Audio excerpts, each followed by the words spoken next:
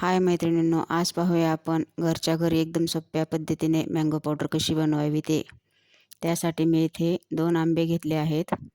स्वच्छ पाण्याने धुवून घेऊन कोरडे करून घ्यायचे.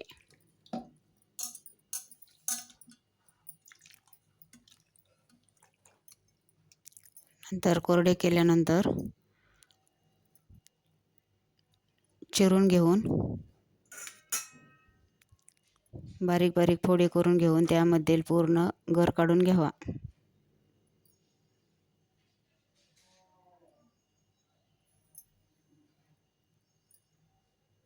तयार केलेला गर हा मिक्सरच्या भांड्यामध्ये टाकून छान असे मिक्सरला बारीक वाटून घ्यावे.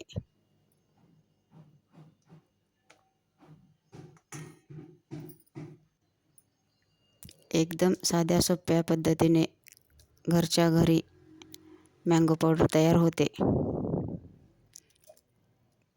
कुठलेही प्रिझर्वेटिव्ह यामध्ये टाकण्याची गरज पडत नाही.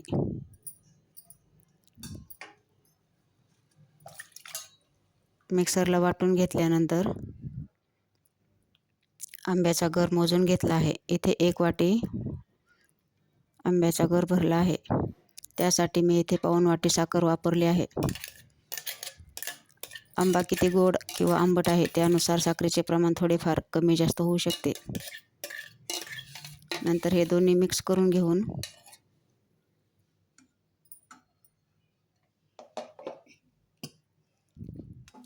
छान असे एका ताटामध्ये पसरवून घ्यायचे.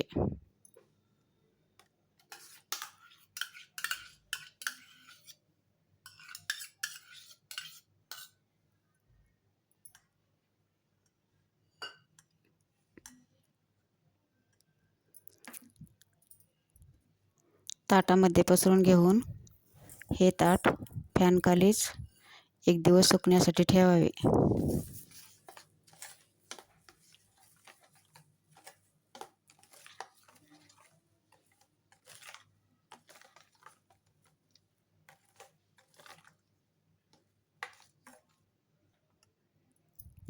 पातळ असे पसरून घ्यावे. डायरेक्ट उन्हामध्ये ठेवू नये, कारण यामध्ये साखरेचे थोडे पाणी होऊन हे बॅटर पातळ होऊ शकते. त्यामुळे फॅनखाली थोडे सुकवून घेऊन नंतर 2-3 दिवस उन्हामध्ये सुकवावे. तेव्हाच हे छान असे कडक वाळले जाते.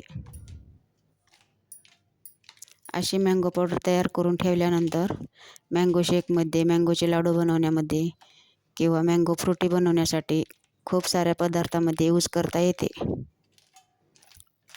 आता आंब्याचा सीझन संपत आलेला आहे. त्याच्या अगोदर अशी पावडर नक्की ट्राय करा.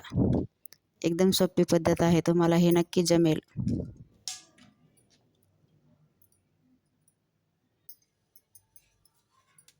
नंतर 1 दिवस सुकल्यानंतर असे काढून घ्यावे व हे ताट असेच उन्हामध्ये 2-3 दिवस वाळवून घ्यावे.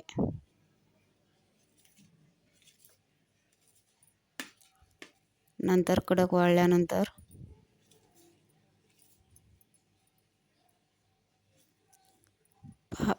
पहा हे असे कडक वाळल्यानंतर मिक्सरला छान असे बारीक होऊ शकते.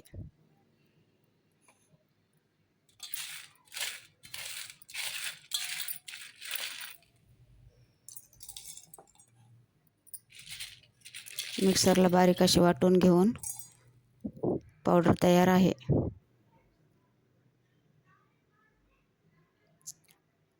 पावडर चाळून घेऊन एका काचेच्या भरणीमध्ये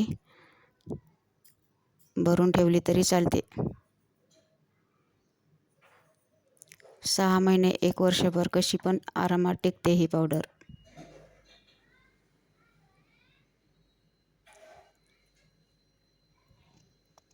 तुम्हाला ही माझी रेसिपी कशी वाटली कमेंट करून नक्की सांगा. व्हिडिओ आवडल्यास लाईक, शेअर, सबस्क्राईब करायला विसरू नका. अशाच नवनवीन रेसिपीसाठी माझ्या चॅनलला सबस्क्राईब करा. व्हिडिओ पाहिल्याबद्दल सर्वांचे धन्यवाद.